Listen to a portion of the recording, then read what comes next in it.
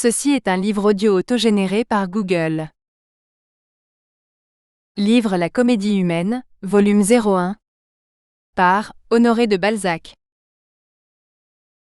Honoré de Balzac. Balzac naquit à Tours le 16 mai 1799, le jour de la fête de Saint-Honoré, dont on lui donna le nom, qui parut bien sonnant et de bon augure. Le petit Honoré ne fut pas un enfant prodige. Il n'annonça pas prématurément qu'il ferait la comédie humaine. C'était un garçon frais, vermeil, bien portant, joueur, aux yeux brillants et doux, mais que rien ne distinguait des autres, du moins à des regards peu attentifs. À 7 ans, au sortir d'un externat de Tours, on le mit au collège de Vendôme, tenu par des oratoriens, où il passa pour un élève très médiocre. La première partie de Louis Lambert contient sur ce temps de la vie de Balzac, de curieux renseignements. Dédoublant sa personnalité, il s'y peint comme un ancien condisciple de Louis Lambert, tantôt en parlant en son nom, et tantôt prêtant ses propres sentiments à ce personnage imaginaire, mais pourtant très réel, puisqu'il est une sorte d'objectif de l'âme même de l'écrivain. Balzac souffrit prodigieusement dans ce collège de Vendôme, où sa nature rêveuse était meurtrie à chaque instant par une règle inflexible. Il négligeait de faire ses devoirs, mais favorisé par la complicité tacite d'un répétiteur de mathématiques, en même temps bibliothécaire et occupé de quelque ouvrage transcendantal, il ne prenait pas sa leçon et emportait les livres qu'il voulait. Tout son temps se passait à lire en cachette. Aussi fut-il bientôt l'élève le plus puni de sa classe. Les pensums, les retenues absorbèrent bientôt le temps des récréations. À certaines natures d'écoliers, les châtiments inspirent une sorte de rébellion stoïque, et ils opposent aux professeurs exaspérés la même impassibilité dédaigneuse que les guerriers sauvages captifs aux ennemis qui les torturent. Ni le cachot, ni la privation d'aliments, ni la férule ne parviennent à leur arracher la moindre plainte. Ce sont alors, entre le maître et l'élève, des luttes horribles inconnues des parents, où la constance des martyrs et l'habileté des bourreaux se trouvent égalées. Quelques professeurs nerveux ne peuvent supporter le regard de haine, de mépris et de menace par lequel un bambin de 8 ou 10 ans les brave. Le résultat de ces travaux cachés, de ces méditations qui prenaient le temps des études, fut ce fameux traité de la volonté, dont il est parlé plusieurs fois dans la comédie humaine. Balzac regretta toujours la perte de cette première œuvre, qu'il esquisse sommairement dans Louis Lambert. Il dut être moins sensible à la perte de son poème épique sur les Incas, inspiration malencontreuse qui lui valut, tout le temps qu'il resta au collège, le sobriquet dérisoire de poète. Balzac, il faut l'avouer, n'eut jamais le don de poésie, de versification du moins, sa pensée si complexe resta toujours rebelle au rythme. À propos de vers, consignons ici un petit renseignement qui pourra amuser les curieux littéraires. Les quelques sonnets que Lucien de Rubempré fait voir comme échantillon de son volume de vers au libraire Doria, ne sont pas de Balzac, qui ne faisait pas de vers, et demandait à ses amis ceux dont il avait besoin.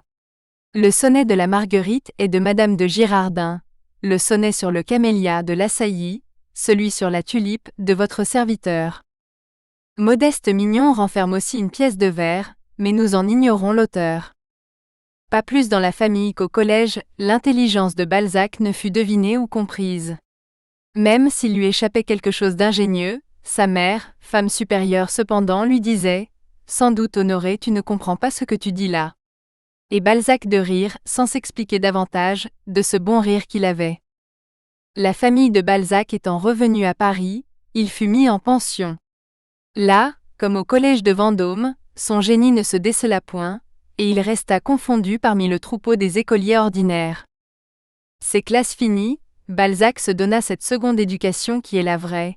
Il étudia, se perfectionna, suivit les cours de la Sorbonne et fit son droit, tout en travaillant chez l'avoué et le notaire. Ce temps perdu en apparence, puisque Balzac ne fut ni avoué, ni notaire, ni avocat, ni juge, lui fit connaître le personnel de la basoche et le mit à même d'écrire plus tard, de façon à émerveiller les hommes du métier, ce que nous pourrions appeler le contentieux de la comédie humaine. Les examens passés, la grande question de la carrière à prendre se présenta. On voulait faire de Balzac un notaire, mais le futur grand écrivain, qui, bien que personne ne crût à son génie, en avait la conscience, refusa le plus respectueusement du monde, quoiqu'on lui eût ménagé une charge à des conditions très favorables.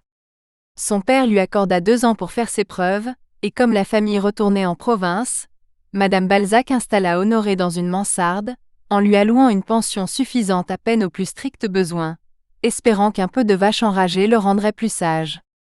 Cette mansarde était perchée rue de Lesdiguières, numéro 9, près de l'Arsenal, dont la bibliothèque offrait ses ressources aux jeunes travailleurs. Sans doute passer d'une maison abondante et luxueuse à un misérable réduit serait une chose dure à un tout autre âge qu'à 21 ans, âge qui était celui de Balzac, mais si le rêve de tout enfant est d'avoir des bottes, celui de tout jeune homme est d'avoir une chambre bien à lui, dont il ait la clé dans sa poche, ne put-il tenir debout qu'au milieu. Une chambre, c'est la robe virile, c'est l'indépendance, la personnalité, l'amour. Voilà donc Maître Honoré juché près du ciel, assis devant sa table, et s'essayant au chef-d'œuvre, qui devait donner raison à l'indulgence de son père et démentir les horoscopes défavorables de ses amis. Chose singulière, Balzac débuta par une tragédie, par un Cromwell. Vers ce temps-là, à peu près, Victor Hugo mettait la dernière main à son Cromwell, dont la préface fut le manifeste de la jeune école dramatique. À cette époque, Balzac n'avait pas encore conçu le plan de l'œuvre qui devait l'immortaliser. Il se cherchait encore avec inquiétude, annihilation et labeur, essayant tout, et ne réussissant à rien. Pourtant, il possédait déjà cette opiniâtreté de travail à laquelle Minerve, quelque revêche qu'elle soit, doit un jour ou l'autre céder. Il ébauchait des opéras comiques, faisait des plans de comédie, de drame et de roman. Une volonté moins robuste se fut découragée 1000 fois, mais par bonheur Balzac avait une confiance inébranlable dans son génie méconnu de tout le monde. Il voulait être un grand homme, et il le fut par d'incessantes projections de ce fluide plus puissant que l'électricité, et dont il fait de si subtiles analyses dans Louis Lambert. Contrairement aux écrivains de l'école romantique, qui tous se distinguèrent par une hardiesse et une facilité d'exécution étonnantes, et produisirent leurs fruits presque en même temps que leurs fleurs, dans une éclosion pour ainsi dire involontaire, Balzac, l'égal de tous comme génie, ne trouvait pas son moyen d'expression, ou ne le trouvait qu'après des peines infinies. Fondeur obstiné, il rejetait 10 ou 12 fois au creuset le métal qui n'avait pas rempli exactement le moule, comme Bernard Palissy, il eût brûlé les meubles, le plancher et jusqu'aux poutres de sa maison pour entretenir le feu de son fourneau, et ne pas manquer l'expérience. Les nécessités les plus dures ne lui firent jamais livrer une œuvre sur laquelle il n'eût pas mis le dernier effort, et il donna d'admirables exemples de conscience littéraire. Sa manière de procéder était celle-ci. Quand il avait longtemps porté et vécu un sujet, d'une écriture rapide, heurtée, pochée, presque hiéroglyphique, il traçait une espèce de scénario en quelques pages, qu'il envoyait à l'imprimerie, d'où elle revenait en placard, c'est-à-dire en colonnes isolées au milieu de larges feuilles. Il lisait attentivement ces placards, qui donnaient déjà à son embryon d'œuvre ce caractère impersonnel que n'a pas le manuscrit, et il appliquait à cette ébauche la haute faculté critique qu'il possédait, comme s'il se fût agi d'un autre. Il opérait sur quelque chose, s'approuvant ou se désapprouvant, il maintenait ou corrigeait, mais surtout ajoutait. Des lignes partant du commencement du milieu ou de la fin des phrases, se dirigeaient vers les marges, à droite, à gauche, en haut, en bas, conduisant à des développements, à des intercalations, à des incises, à des épithètes, à des adverbes. Au bout de quelques heures de travail, on eût dit le bouquet d'un feu d'artifice dessiné par un enfant. 6, 7 et parfois 10 épreuves revenaient raturées, remaniées, sans satisfaire le désir de perfection de l'auteur. Nous avons vu au Jardy, sur les rayons d'une bibliothèque composée de ses œuvres seules, chaque épreuve différente du même ouvrage relié en un volume séparé, depuis le premier jet jusqu'au livre définitif. La comparaison de la pensée de Balzac à ces divers états offrirait une étude bien curieuse et contiendrait de profitables leçons littéraires. Balzac, comme Vishnu, le dieu indien, possédait le don d'avatar, c'est-à-dire celui de s'incarner dans des corps différents et d'y vivre le temps qu'il voulait. Seulement le nombre des avatars de Vishnu est fixé à 10, ceux de Balzac ne se comptent pas, et de plus, il pouvait les provoquer à volonté. Quoique cela semble singulier en plein XIXe siècle, Balzac fut un voyant. Son mérite d'observateur, sa perspicacité de physiologiste, son génie d'écrivain, ne suffisent pas pour expliquer l'infinie variété des 2 ou 3 000 types qui jouent un rôle plus ou moins important dans la comédie humaine. Il ne les copiait pas, il les vivait idéalement, revêtait leurs habits, contractaient leurs habitudes, s'entouraient de leur milieu, étaient eux-mêmes tout le temps nécessaires. De là viennent ces personnages soutenus, logiques, ne se démentant et ne s'oubliant jamais, doués d'une existence intime et profonde, qui, pour nous servir d'une de ces expressions, font concurrence à l'état civil. Un véritable sang rouge circule dans leurs veines, au lieu de l'encre qu'infusent à leur création les auteurs ordinaires. Cette faculté, Balzac ne la possédait d'ailleurs que pour le présent. Il pouvait transporter sa pensée dans un marquis, dans un financier, dans un bourgeois, dans un homme du peuple, dans une femme du monde, dans une courtisane, mais les ombres du passé n'obéissaient pas à son appel. Il ne sut jamais, comme Goethe, évoquer du fond de l'Antiquité la belle Hélène, et lui faire habiter le manoir gothique de Faust. Sauf 2 ou 3 exceptions, toute son œuvre est moderne, il s'était assimilé les vivants, il ne ressuscitait pas les morts. L'on a fait nombre de critiques sur Balzac et parlé de lui de bien des façons, mais on n'a pas insisté sur un point très caractéristique à notre avis, ce point est la modernité absolue de son génie. Balzac ne doit rien à l'Antiquité, pour lui il n'y a ni grec ni romain, et il n'a pas besoin de crier qu'on l'en délivre. Balzac, comme Gavarni, a vu ses contemporains.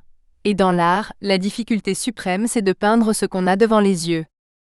Cette profonde compréhension des choses modernes rendait, il faut le dire, Balzac peu sensible à la beauté plastique. Il lisait d'un œil néglige les blanches strophes de marbre, où l'art grec chanta la perfection de la forme humaine. Dans le musée des Antiques, il regardait la Vénus de Milo sans grande extase, mais la Parisienne arrêtée devant l'immortelle statue, drapée de son long cachemire filant sans un pli de la nuque au talon, coiffée de son chapeau à voilette de Chantilly, gantée de son étroit gant Jouvin, avançant sous l'ourlet de sa robe à volants le bout verni de sa bottine claquée, faisait pétiller son œil de plaisir. Il en analysait les coquettes allures, il en dégustait longuement les grâces savantes, tout en trouvant comme elle que la déesse avait la taille bien lourde, et ne ferait pas bonne figure chez MMES de Beauséant, de Listomère ou d'Espard. La beauté idéale, avec ses lignes sereines et pures, était trop simple, trop froide, trop une pour ce génie compliqué, touffu et divers. Aussi, dit-il quelque part, il faut être Raphaël pour faire beaucoup de vierges. Le caractère lui plaisait plus que le style, et il préférait la physionomie à la beauté. Dans ses portraits de femmes, il ne manque jamais de mettre un signe, un pli, une ride, une plaque rose, un coin attendri et fatigué, une veine trop apparente, quelques détails indiquant les meurtrissures de la vie, qu'un poète, traçant la même image, eût à coup sûr supprimé à tort sans doute.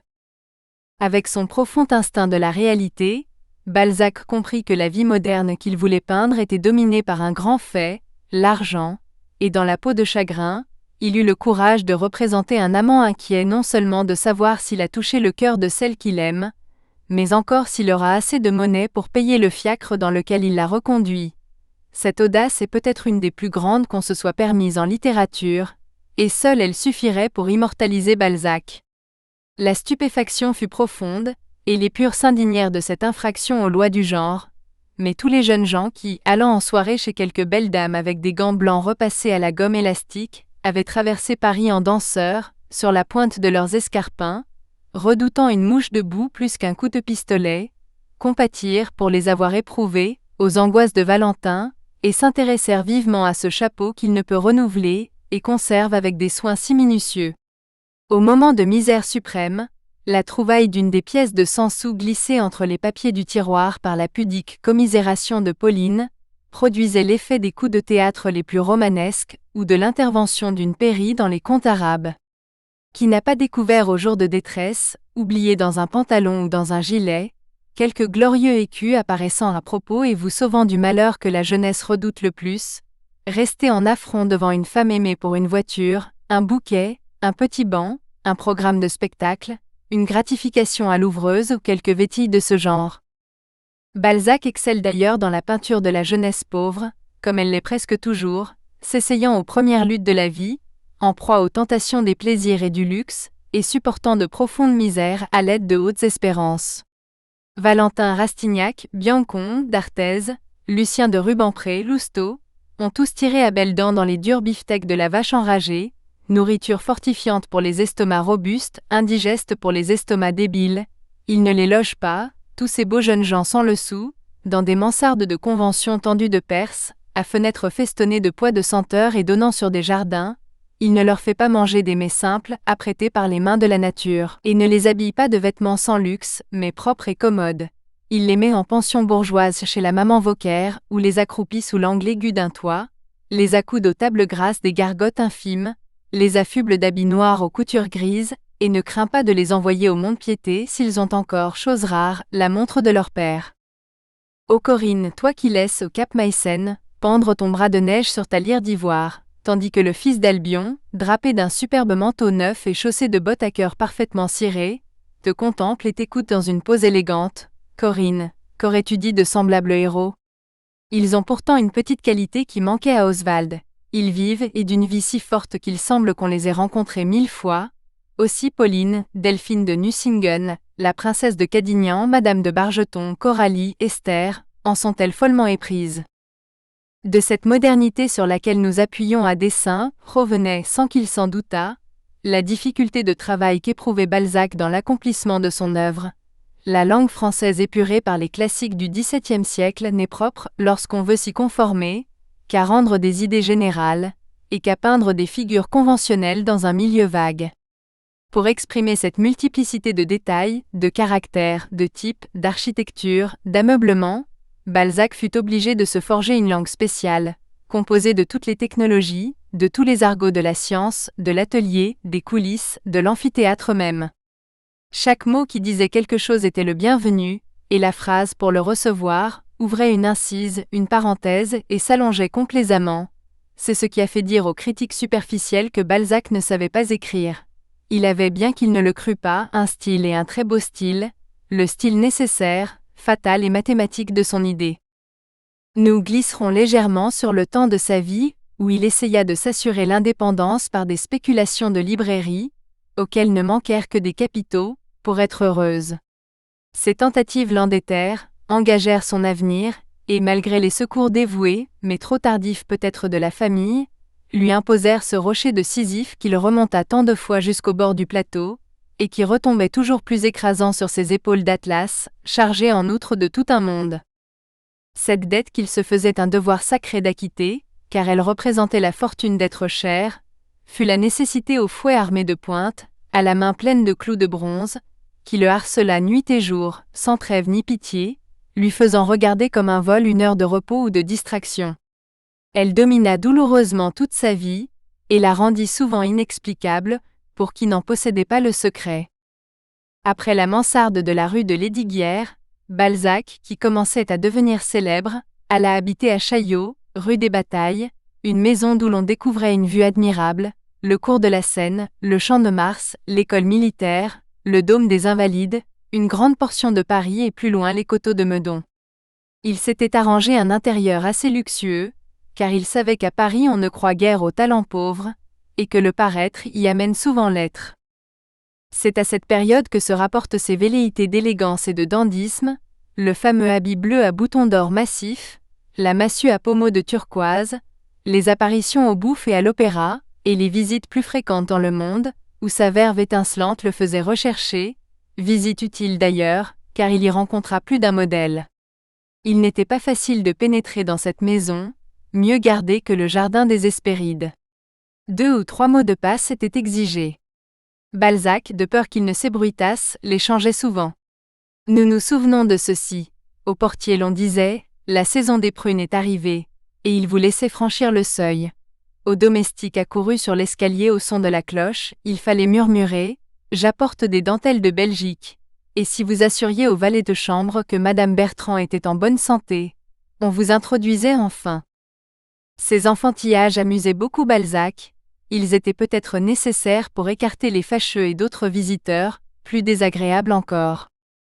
Un des rêves de Balzac était l'amitié héroïque et dévouée, 2 âmes, 2 courages, 2 intelligences fondues dans la même volonté.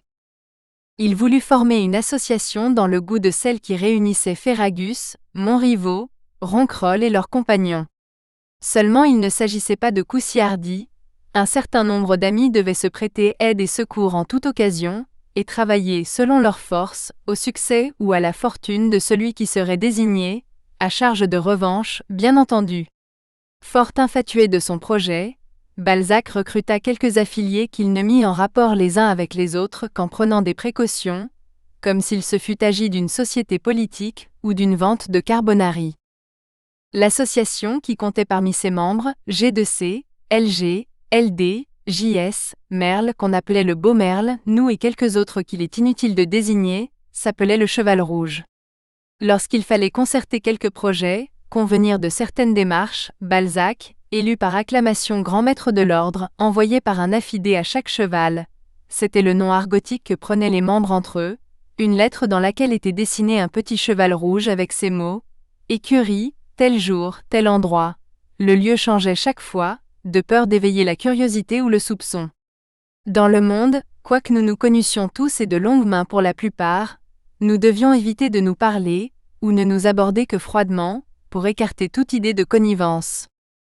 Après 4 ou 5 réunions, le Cheval Rouge cessa d'exister, la plupart des chevaux n'avaient pas de quoi payer leur avoine à la mangeoire symbolique, et l'association qui devait s'emparer de tout fut dissoute, parce que ses membres manquaient souvent de 15 francs, prix de l'écho. Désarçonné d'une chimère, Balzac en remontait bien vite une nouvelle, et il repartait pour un autre voyage dans le bleu, avec cette naïveté d'enfant qui chez lui s'alliait à la sagacité la plus profonde, et à l'esprit le plus retors. Les jardins préoccupèrent beaucoup l'attention publique, lorsque Balzac les acheta, dans l'intention honorable de constituer un gage à sa mère.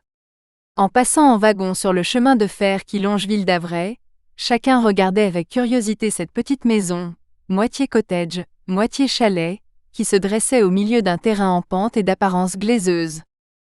Ce terrain, selon Balzac, était le meilleur du monde.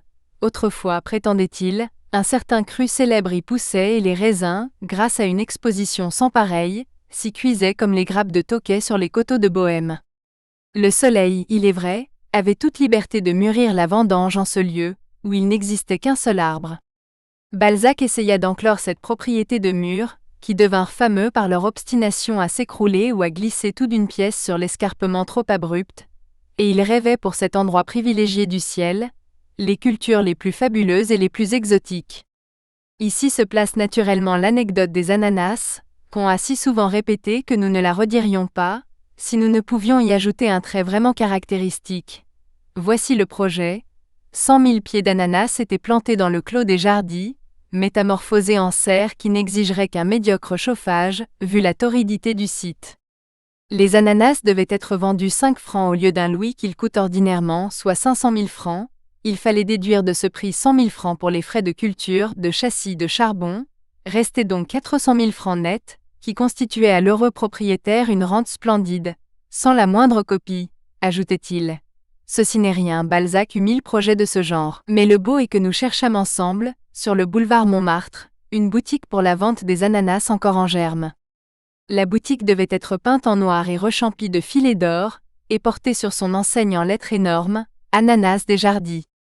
Il se rendit pourtant à notre conseil, de ne louer sa boutique que l'année suivante, pour éviter des frais inutiles. Les magnificences des Jardins n'existaient guère qu'à l'état de rêve.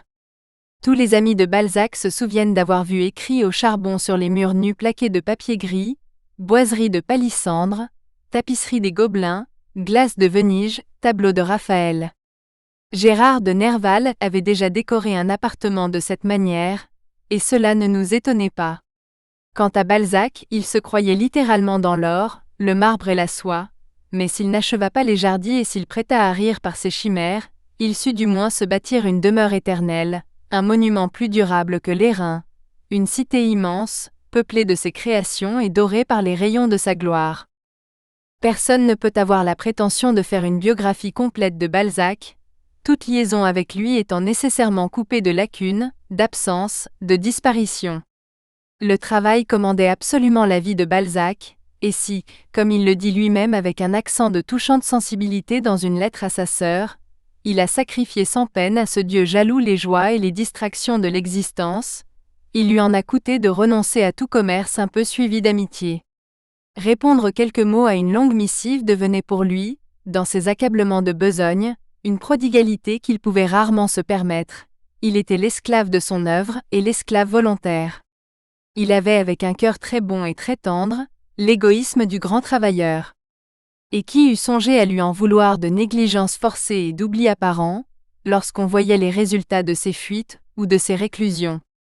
Quand l'œuvre parachevée, il reparaissait, on eût dit qu'il vous eût quitté la veille, et il reprenait la conversation interrompue, comme si quelquefois 6 mois et plus ne se fussent pas écoulés. Il faisait des voyages en France pour étudier les localités où il plaçait ses scènes de province, et se retirait chez des amis, en Touraine, ou dans la Charente, trouvant là un calme que ses créanciers ne lui laissaient pas toujours à Paris. Après quelques grands ouvrages, il se permettait parfois une excursion plus longue, en Allemagne, dans la Haute-Italie ou en Suisse. Mais ces courses faites rapidement, avec des préoccupations d'échéance à payer, de traites à remplir, et un viatique assez borné, le fatiguaient peut-être plus qu'elle ne le reposait. Passons maintenant à quelques détails plus intimes. Le grand Goethe avait 3 choses en horreur. Une de ces choses était la fumée de tabac, on nous dispensera de dire les 2 autres. Balzac, comme le Jupiter de l'Olympe poétique allemand, ne pouvait souffrir le tabac sous quelque forme que ce fût. Il ne fuma jamais. Toutes les fois que Balzac est obligé pour la vraisemblance du récit, de laisser un de ses personnages s'adonner à cette habitude horrible du tabac, sa phrase brève et dédaigneuse trahit un secret blâme. Quant à de Marsay, dit-il, il était occupé à fumer ses cigares. Et il faut qu'il aime bien ce condottière du dandysme, pour lui permettre de fumer dans son œuvre. Une femme délicate et petite maîtresse avait sans doute imposé cette aversion à Balzac. C'est un point que nous ne saurions résoudre. Toujours est-il qu'il ne fit pas gagner un sou à la régie. À propos de femmes, Balzac, qui les a si bien peintes, devait les connaître, et l'on sait le sens que la Bible attache à ce mot. Dans une des lettres qu'il écrit à Madame de Surville, sa sœur, Balzac, tout jeune et complètement ignoré, pose l'idéal de sa vie en 2 mots, être célèbre et être aimé. La première partie de ce programme, que se tracent du reste tous les artistes, a été réalisée de point en point. La seconde, a-t-elle reçu son accomplissement ? L'opinion des plus intimes amis de Balzac est qu'il pratiqua la chasteté qu'il recommandait aux autres, et n'eut que des amours platoniques. Mais Madame de Surville sourit à cette idée, avec un sourire d'une finesse féminine, et tout plein de pudique réticence. Elle prétend que son frère était d'une discrétion à toute épreuve, et que s'il eût voulu parler, il eût eu beaucoup de choses à dire. Cela doit être, et sans doute la cassette de Balzac, contenait plus de petites lettres à l'écriture fine et penchée, que la boîte en laque de Canalis. Il y a dans son œuvre comme une odeur de femme, odor di femina. Quand on y entre, on entend derrière les portes qui se referment, sur les marches de l'escalier dérobé, des froufrous de soie et des craquements de bottines. Le salon semi-circulaire et matelassé de la rue des Batailles, dont la description est placée par l'auteur dans La fille aux yeux d'or, ne resta donc pas complètement virginal, comme plusieurs de nous le supposèrent. Dans le cours de notre intimité, qui dura de 1836 jusqu'à sa mort, une seule fois Balzac fit allusion, avec les termes les plus respectueux et les plus attendris, à un attachement de sa première jeunesse, et encore ne nous livra-t-il que le prénom de la personne dont, après tant d'années, le souvenir lui faisait les yeux humides. Nous en eût-il dit davantage, nous n'abuserions certes pas de ses confidences. Le génie d'un grand écrivain appartient à tout le monde, mais son cœur est à lui. N'allez pas vous imaginer d'après cela que Balzac fut austère et pudibond en paroles. L'auteur des contes drôlatiques était trop nourri de Rabelais, et trop pantagruéliste pour ne pas avoir le mot pour rire. Il savait de bonnes histoires et en inventait. Ses grasses gaillardises entrelardées de crudités gauloises eussent fait crier Shocking au camp épouvanté. Mais ses lèvres rieuses et bavardes étaient scellées comme le tombeau, lorsqu'il s'agissait d'un sentiment sérieux.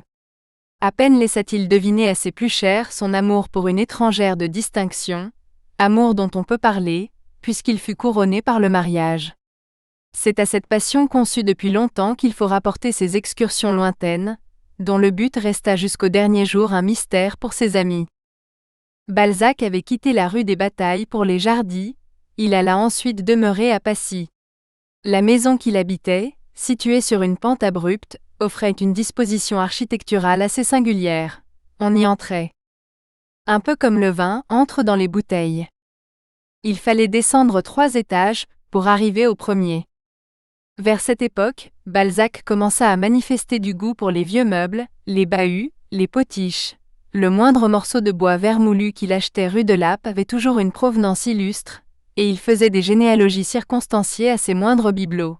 Il les cachait çà et là, toujours à cause de ces créanciers fantastiques dont nous commencions à douter. Nous nous amusâmes même à répandre le bruit que Balzac était millionnaire. Ce qui donnait quelque vraisemblance. Nous espérons que vous avez apprécié cet aperçu. Pour continuer à écouter ce livre audio sur Google Play Livres, utilisez le lien dans la description de la vidéo.